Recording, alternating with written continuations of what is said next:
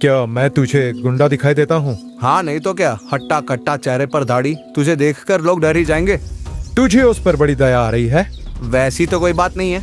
देख, बुराई का जवाब बुराई से नहीं देना चाहिए, बुराई की सजा भलाई से देनी चाहिए। आप प्रभु में बने रहिए, वो यूसुफ के प्रभु हैं। आपके दुश्मनों के लिए आपको प्रभु आशीष में बदल देंगे, और आपको आशीष देना मात्र नहीं, भले ही आपके कोई भी विरोधी हो, आपके कितने भी दुश्मन हो, आप जिनसे बदला लेने के बारे में सोच रहे हो, उस बदले की भावना से आप बाहर निकलोगे तो वैसे लोगों के लिए भी परमेश्वर आपको आशीष में बदल देंगे।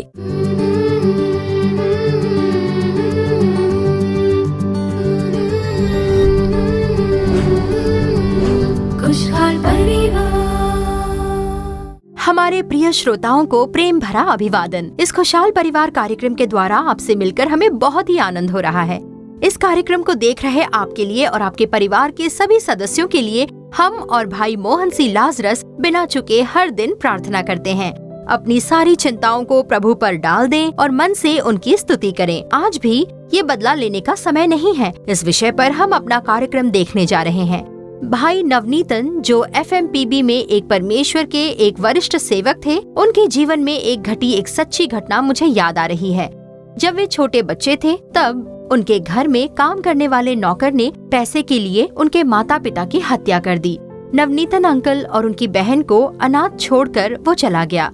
इस समय नवनीत अंकल जब बड़े हुए तो उन्होंने सोचा कि जिन्होंने मेरे माता पिता की हत्या की और मुझे इस स्थिति में डाल दिया है, उनसे मैं बदला लूंगा। ये सोचकर वो खुद एक चाकू बनाते हैं और उस चाकू को हर दिन देखते हुए मन ही मन कहते हैं कि मैं उसकी हत्या कर दूंगा। उनके मन में बदले की भावना बनी रही और इसी समय में उन्होंने प्रभु यीशु मसीह को अपना निजी उद्धारकर्ता के रूप में ग्रहण किया। उस समय उन्हें ये सूचना मिली कि जिन लोगों ने उनके माता पिता की हत्या की थी, उनकी हालत आज इतनी खराब हो चुकी है कि वो लोग सब कुछ खोकर आज कोयम्बटूर में रह रहे हैं।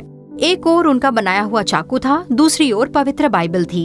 एक दिन प्रभु की उपस्थिति में वो उपवास के साथ बैठे थे। तब प्रभु ने वचन के माध्यम से कहा कि ये बदला लेने का समय नहीं है, पर प्रभु के प्रेम को प्रकट करने का समय है। ऐसे प्रभु ने बात की।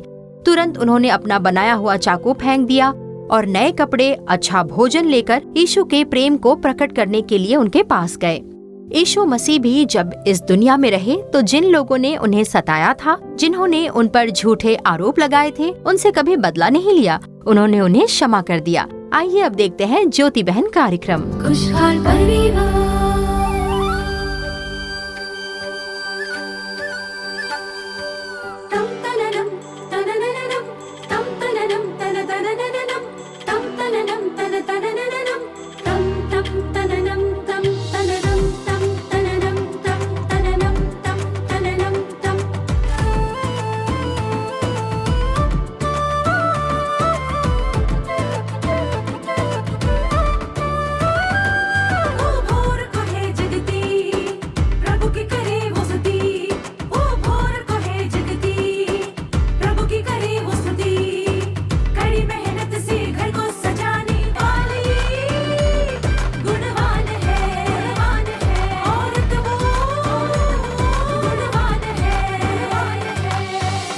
ज्योति बहन,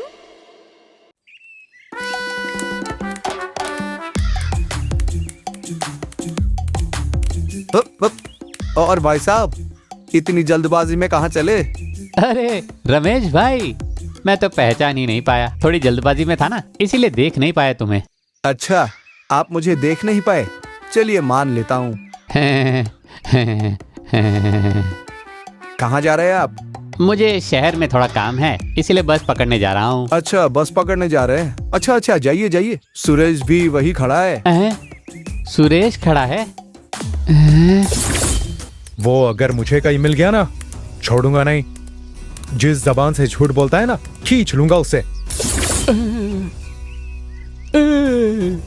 आप ऐसा क्यों करते हैं भाई साहब? मैं सब जानता हूँ भाई साहब। जब मैं और सुरेश आ रहे थे ना, तभी मेरी नजर आप पर पड़ गई थी।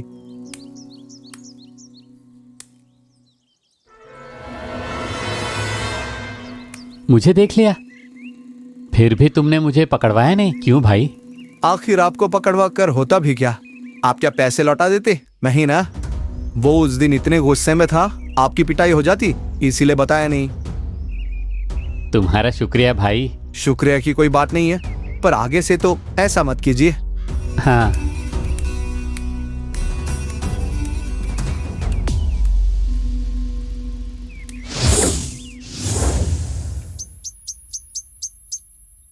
जेंसी, तुम्हारी पढ़ाई कैसी चल रही है? अच्छी चल रही है दीदी। और मालती कैसी है? तुमसे वो बात करती है या? नहीं दीदी, मैं उनसे बात करने की कोशिश करती हूँ पर वो कुछ बोलती ही नहीं। पता नहीं आखिर उनके मन में क्या है। मुझे वजह पता है। आपको वजह पता है? हाँ बिल्कुल। जब पिछली बार तुम आई थी तब तुम्हारी भाभी के साथ झगड़ा हुआ था ना। फिर बाद में चीजें सही हो गई थी और तुम दोनों बात करने लग गई थी। बिल्कुल दीदी। पर फिर तुमने क्या किया? अपनी माँ को तुमने फोन पर ये कहा कि ये सब सिर्फ एक नाटक है। मालती ये सब सुनकर ही तुमसे थोड़ा नाराज है। दीदी, पर उस दिन कुछ और ही बात हुई थी। हेलो माँ, कैसी हैं आप? हाँ मैं ठीक हूँ। कैसा है तेरा भाई और भाभी? वो बिल्कुल ठीक है माँ। ठीक है? वो लोग ठीक कैसे रह सकते हैं? क्यों माँ, उनका ठीक रहना आपको क्यों खल रहा है? क्या बात है? तेरी बोली कुछ बदली बदली लग रही है। क्या इसीलिए भेजा था तुझे वहाँ? मैं भले ही कुछ गलत करने आई थी पर अब मैं वैसा कुछ नहीं करने वाली। क्या इसलिए तुझे वहाँ भेजा था? मुझे लगा तू वहाँ जाकर और आग लगाएगी, पर तू वहाँ चुपचाप बैठी है। मैं बस नाटक कर रही हूँ माँ, आप सिर्फ शांति से देखिए, आपको पता चल जाएगा मैं क्या करने वाली हूँ। वही तो सोचूं कि आखिर तुझे क्या हो गया। एक पल के लिए तो मैं खुद डर गई थी। मैं ऐसा बोलूंगी तभी आपको चैन मिलता है ना? ये ठीक नहीं है माँ, भैया भाभी को अलग करना ये बिल्कुल भी ठीक नहीं है। आप भी ऐसी गलती मत कीजिए।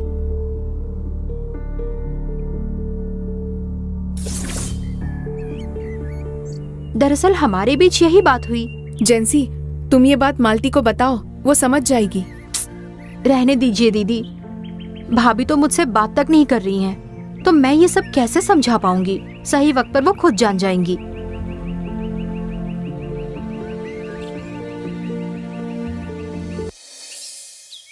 अच्छा, तो तू उस बिचौलिए से मिला था?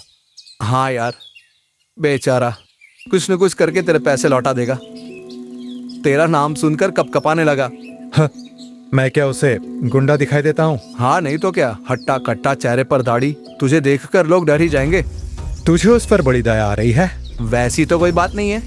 देख, बुराई का जवाब बुराई से नहीं देना चाहिए, बुराई की सजा भलाई से देनी चाहिए। मैंने भी वैसा ही किया। तो फिर तुझे अपने पैसों के लिए करना चाहिए। यहाँ तो मेरे पैसे फंसे हैं ना। तेरा तो सिर्फ 10,000 गया है, मेरे पूरे 20,000 गए हैं। हाँ? ये क्या कह रहा है? मेरी माँ से भी पैसे लिए है उसने। और तू मेरी माँ को तो अच्छी तरह जानता है, किसी पर भी भरोसा कर लेती है। अब क्या कहूँ, घर में जितने पैसे थे सब उठा कर दे दिए। तो क्या तूने उस आदमी से पूछा? हाँ पूछा, कहता है सॉरी भाई, पैसे मिलते ही तुम्हें लौटा दूंगा। तो उस पर क्या बोलूं मैं? हमें बुराई का बदला बुराई से तो नहीं देना चाहिए ना। देख भाई, तेरी बातें सुनकर मैं चुप बैठा हूं। अब चल चलते।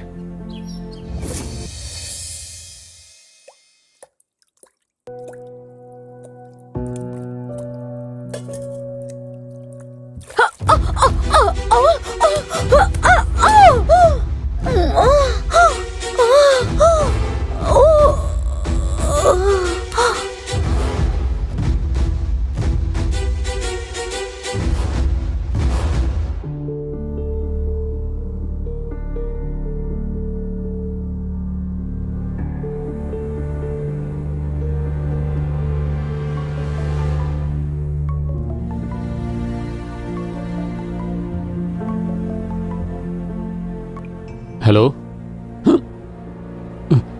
हाँ बोल। हाँ ठीक है।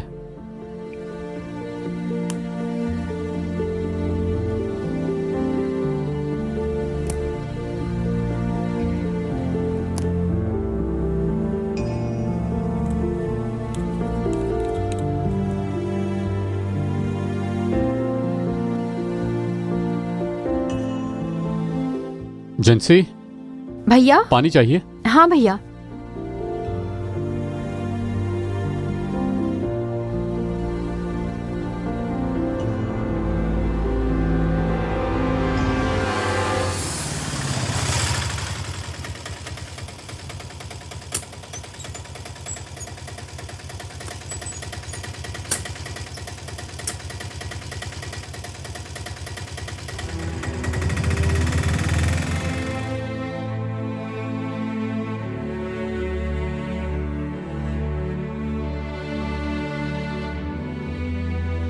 क्या हुआ था रंजित?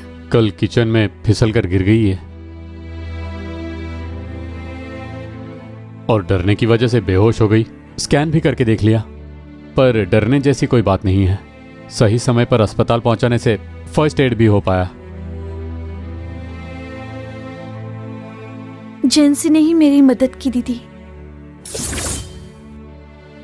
भाभी को देखा तुमने? नहीं देखा भैया। शायद छत पर कपड़े सुखाने गई होगी। तुम जाओ, मैं देखता हूँ। ठीक है।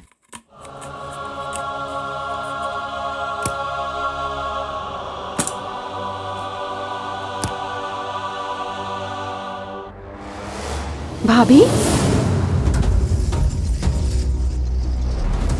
भाभी, भैया, क्या हुआ? जरा देखिए क्या हो गया। हे, मालती, भाभी, मालती, भाभी, क्या हुआ भाभी? आंखें खोलो। भाभी, हे, आंखें मालती। खोलिए भाभी। तुमने आखिर साबित कर ही दिया कि तुम कितनी अच्छी इंसान हो। मालती, अब से हर बात पर ध्यान रखना। ठीक है दीदी। मैंने कहा हर बात पर, ठीक है?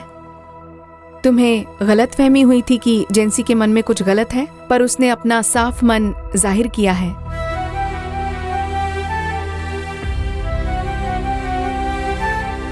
बुराई का जवाब बुराई नहीं होता, बुराई का सही जवाब अच्छाई से दिया जाता है।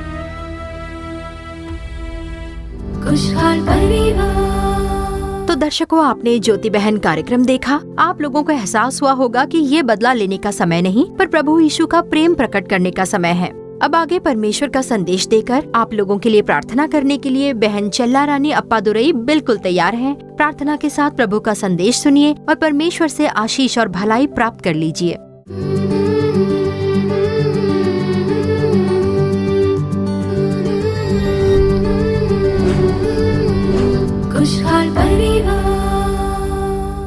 परमेश्वर प्रभु यीशु मसीह के मधुर नाम में आप सभी को मेरा प्रेम भरा अभिवादन।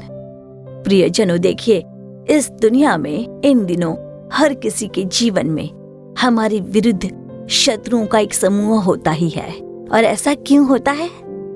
ऐसे लोग हैं जो कहेंगे कि हमने वो कहा जो हमने कहा ही नहीं था, या हमने वो किया जो हमने किया ही नहीं था। ऐसे लोग भी हैं जो हम पर अन्यायपूर्ण आरोप लगाते हैं। ऐसे लोग भी हैं जो हमारे विरुद्ध दोष लगाते हैं। केवल यही नहीं, इससे भी गहराई से देखें तो हमने कितनों की सहायता की होगी। हमसे सहायता पाने वाले लोग भले ही हमारी सहायता न करें तो भी कोई बात नहीं, लेकिन जो लोग हर तरह से हमें सताते हैं, ऐसे शत्रुओं का समूह इन दिनों में बहुत है। आप लोगों ने खुद अनुभव किया होगा, यह हर किसी के जीवन में देखा जा सकता है। देखिए, कितने लोग कहते हैं कि मेरी संकट के समय मुझे पैसों की जरूरत थी। उस संकट के समय देखिए, उन्होंने आंसुओं के साथ आकर मदद मांगी और तब मैंने उनकी बातों पर विश्वास किया। आप जब मांगोगे तब मैं उसी दिन वापस कर दूंगा, ऐसा कहा उन्होंने। मैंने सोचा कि वे प्रभु के अच्छे लोग हैं। उनकी बात ने मेरे मन में ये बात भर दी कि मुझे निश्चित रूप से उनकी सहायता करनी है, क्योंकि उन्होंने इतने प्यार से बात की, इतने अच्छे से बात की। उन्होंने तारीख भी बता दी कि वे निश्चित रूप से उसे वापस कर देंगे, आपकी आवश्यकता के पहले ही दे देंगे। इस तरह मैंने अपनी आवश्यकता के बीच भी उन्हें पैसों की सहायता की।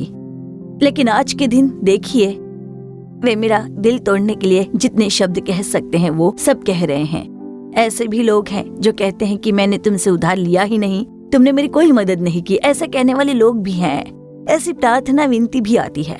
और केवल यही नहीं, कुछ लोग कहेंगे हमने उनके घर में उनके बच्चों के लिए कितनी मेहनत की, हमने कितनी सहायता की, उनकी पढ़ाई के मामले में सहायता की, उनके बच्चे की विवाह के लिए हम अपने घर के बच्चे की शादी की तरह उनके बच्चे के लिए भी भरसक सहायता की। सब कुछ किया हमने।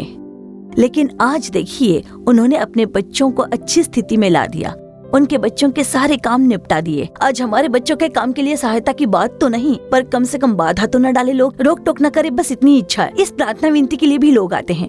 मैंने कभी सोचा भी नहीं था कि ये लोग रुकावट डालेंगे। सिस्टर, मेरे बच्चे की शादी के लिए, नौकरी के मामले में, मेरे परिवार की शांति के विरुद्ध ये लोग ऐसे काम करेंगे, मैंने कभी सोचा भी नहीं था। मैंने उनके लिए कितनी भलाई की, कितनी सहायता की, उनके बच्चों को अपने बच्चों की तरह प्यार किया, सब कुछ किया। ऐसे कहने वाले लोग भी हैं। आज शायद आप इस स्थिति में इस कार्यक्रम को देख रहे होंगे। उन्होंने भलाई की, लेकिन आज वे मेरे बारे में सोचने की भी कल्पना ना कर सकें। ऐसी बुराई कर रहे हैं। मैं उनके साथ कितने प्यार से रहा, आज मेरा दिल तोड़ने वाली बात कर रहे हैं। मुझे कितना दुख दिया है, मैं सहन ही नहीं कर सकता। वो भले ही मेरी सहायता भूल जाएं, कोई बात नहीं। आज जितना वे मुझे सता सकते हैं उतना सताते जा रहे हैं। मैं ये पीड़ा सहन नहीं कर पा रहा हूँ। शायद आप उस स्थिति में इस कार्यक्रम को आज देख रहे होंगे। तो प्रियजनों, परमेश्वर का वचन कहता है, रोमियो अध्याय क्रमांक 12 और वचन क्रमांक 19, बदला लेना मेरा काम है। प्रभु कहता है, मैं ही बदला लूंगा। परमेश्वर का वचन देखिए क्या कहता है, बदला लेना मेरा काम है। इतना ही नहीं, प्रभु कहते हैं, मैं ही बदला लूंगा। ऐसा खुद परमेश्वर कहते हैं। यह प्रभु का वचन है। आज जब ऐसी स्थिति आती है तो एक अनजाना सा दुख पीड़ा होती है। हम भी तो इंसान हैं, हर किसी के मन में ऐसा होता है। हमारे प्यारे लोग जिनकी हमने सहायता की, जिन्होंने हमसे सहायता प्राप्त की, जिनके लिए हमने कितनी भलाई की, वही हमारे विरुद्ध उठकर हमारा दिल तोड़ने वाली बातें कह रहे हैं, कार्य कर रहे हैं, तब हम उसे सहन नहीं कर पाते हैं।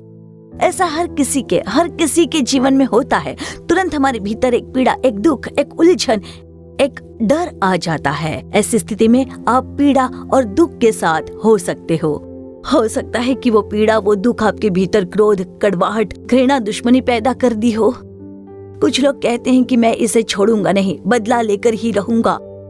ऐसी मानसिकता के साथ आज ये कार्यक्रम कोई देख रहा होगा तो मेरे प्यारे भाइयों, प्यारी बहनों, परमेश्वर का वचन कहता है और बहुत सुंदर कहता है, बदला लेना मेरा काम है, मैं बदला लूंगा। तो हमें क्या करना चाहिए? बस चुप रहना चाहिए।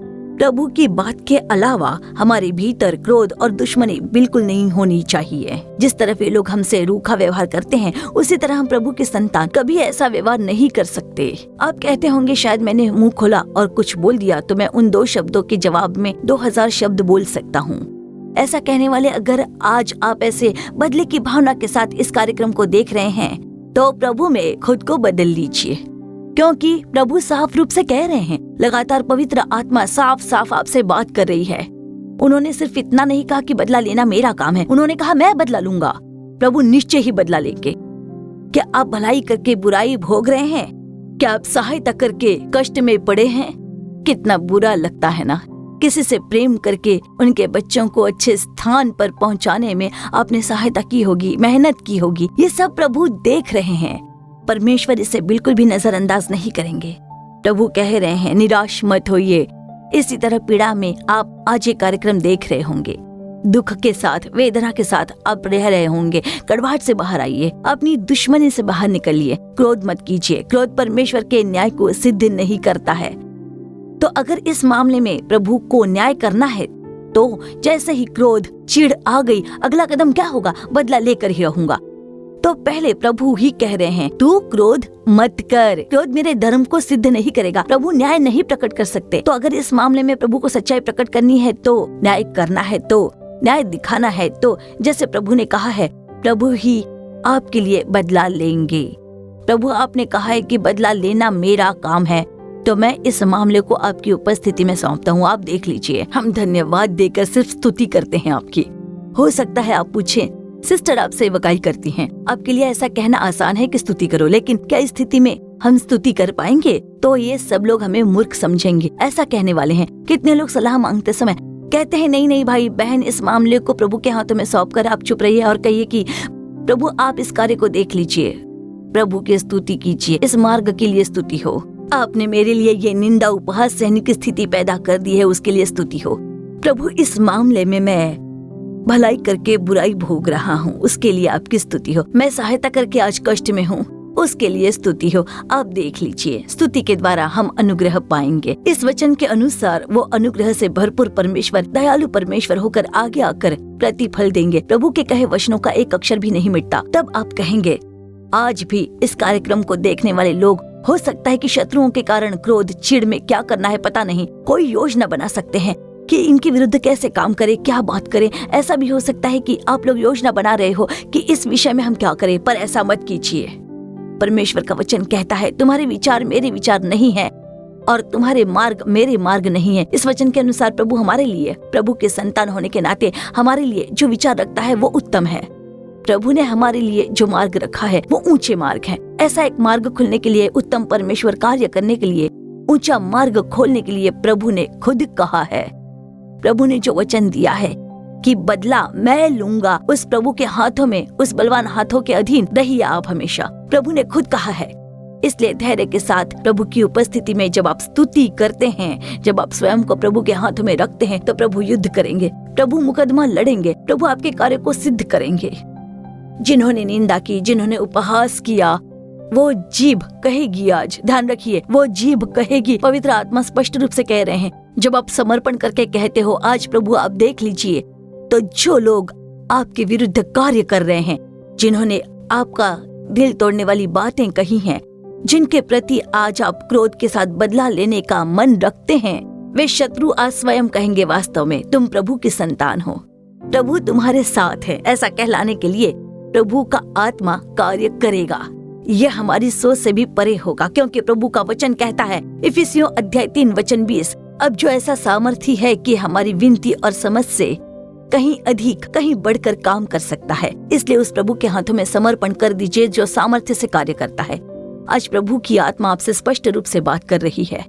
इस समय देखिए, कुछ लोगों के साथ प्रभु हस्तक्षेप कर रहे हैं। आज इस प्रार्थना के समय क्रोध से बाहर आ जाइए। शत्रुओं के प्रति जो कड़वाहट है, जो घृणा है, उससे बाहर आ जाइए। बदला लेने की भावना नहीं चाहिए। प्रभु मैं पूर्ण रूप से अर्पण करता हूँ। आपने कहा है कि बदला लेना मेरा काम है। उस वचन को थाम कर मैं प्रार्थना करता हूँ। प्रभु आपने सिर्फ इतना नहीं कहा कि बदला लेना मेरा काम है, पर आपने कहा कि मैं बदला लूंगा, तो मैं आपके हाथों में सौंपता हूँ। इस प्रकार समर्पण के साथ प्रार्थना कीजिए। वो प्रभु जिसकी हम आराधना करते हैं वो साधारण नहीं है, वो यूसुफ का परमेश्वर है। वो आज भी जीवित परमेश्वर है। यूसुफ के सगे भाइयों ने उसके विरुद्ध कार्य किया, षड्यंत्र रचा, उसे मार डालना चाहा, उसे गड्ढा बनाकर उसमें डाल दिया गया, इश्माइलियों के हाथों बेच दिया गया। इस तरह उसके सगे भाइयों ने यूसुफ के विरुद्ध कार्य किया, लेकिन प्रभु ने यूसुफ को दिखाए सपने के अनुसार उसका मार्गदर्शन किया। सब कुछ के माध्यम से देखिए, बहुत सी ऐसी राहें हैं जो आपको पाप में गिराने वाली थीं, पर हर बात में खुद को पवित्र बनाए रखने के कारण प्रभु उसके साथ रहे। प्रभु के वचन के आज्ञाकारी रहकर प्रभु के वचन के अनुसार चलने वाला एक पवित्र जीवन यूसुफ ने जिया। इसके कारण प्रभु यूसुफ के साथ रहे और जेल में रहे यूसुफ को परमेश्वर ने उस देश का अधिकारी बना दिया था। और केवल उतना ही नहीं, जिन भाइयों ने यूसुफ के विरुद्ध उसे मार डालने की सोची थी, उन्हीं भाइयों के लिए प्रभु ने यूसुफ को आशीष बना दिया। यूसुफ में बदला लेने की भावना नहीं थी। उसने सगे भाइयों से बहुत प्रेम किया था, आदर पूर्वक सेवा की, प्रेम के साथ परमेश्वर के प्रेम से उन्हें स्वीकार किया था। केवल इतना ही नहीं, केवल सभी खाद्य पदार्थ ही नहीं, सभी वस्तुएं देकर उन्हें आशीष के रूप में रखा। आज देखिए, वही परमेश्वर जीवित है। वो यूसुफ का परमेश्वर है। आपके जीवन में चाहे कोई भी आपके विरुद्ध कार्य करे, प्रभु ने कहा बदला लेना मेरा काम है, मैं बदला लूंगा, ऐसा उन्होंने कहा है। प्रभु भले हैं। उनके हाथों में अपने आप को समर्पित करके स्थिर रहिए। परमेश्वर का प्रेम आप में दिखाई दे। प्रभु के साथ ही रहिए। वो यूसुफ का परमेश्वर है। प्रभु आपको आपके शत्रुओं के लिए भी आशीष के रूप में रखेंगे। सिर्फ आपको आशीष देना उतना ही नहीं, आपके विरुद्ध आपके जितने भी दुश्मन हैं उनके लिए भी, आप जिनसे बदला लेना चाहते हैं उनके लिए भी प्रभु आपको आशीष बनाएंगे। आपको सिर्फ उस बदले की भावना से बाहर निकलना है, बाकी प्रभु संभाल लेंगे। मैं निश्चय से कहती हूँ, आप लिख लीजिए। वो लोग कहेंगे तू वास्तव में प्रभु की संतान है। मैंने जो किया वो बिल्कुल गलत था। मैंने तेरे बारे में तुझसे जो कहा वो गलत था। ऐसा कहलाने के लिए प्रभु निश्चय ही स्थिति उत्पन्न करेंगे। प्रभु निश्चय ही आपको और आपके परिवार को आशीष से भर देंगे। उस आशीष को प्राप्त करने के लिए हम प्रार्थना करेंगे। आइए प्रार्थना करें।